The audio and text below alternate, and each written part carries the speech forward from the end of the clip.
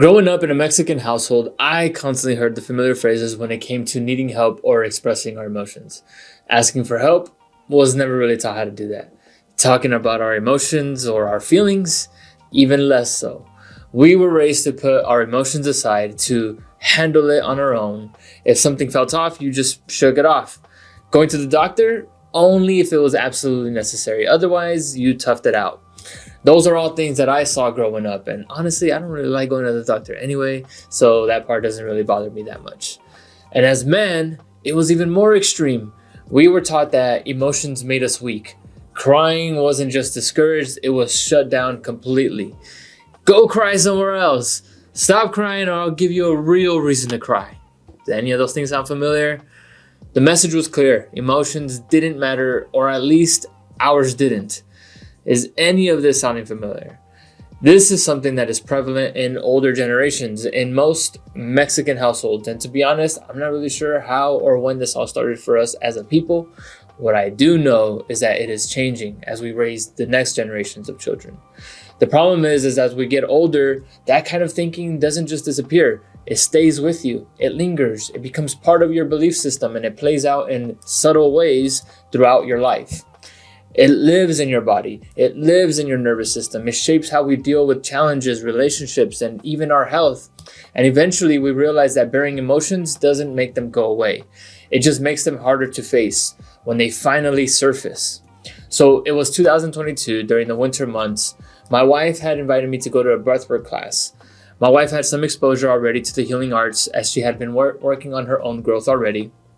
I had no exposure to it. All I knew was the gym. My wife had bought herself a ticket to the breathwork class and she had invited me to come with her. Of course, my initial reaction was, nah, I don't need that. That's stupid.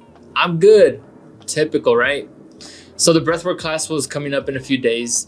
I was at the gym and I remember feeling like I had this massive pressure on my chest, like I was having a hard time breathing.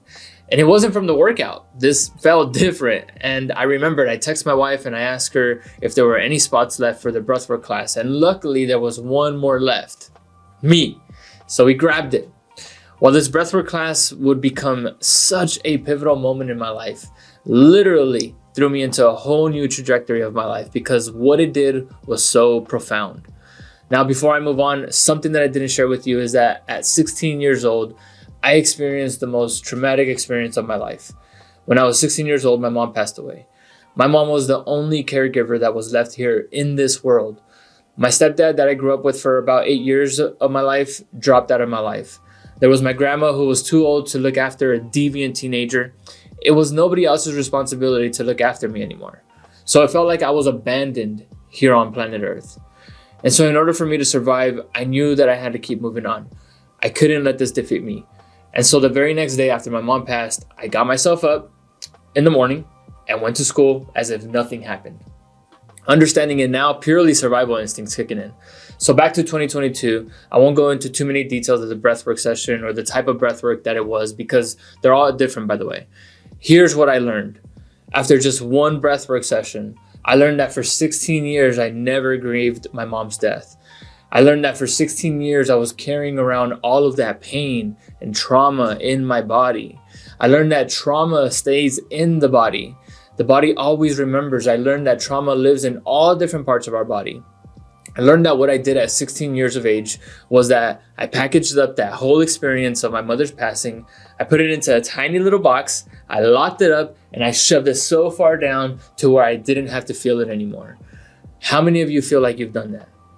Like you didn't want to feel something, so you just shut it down and you just get over it.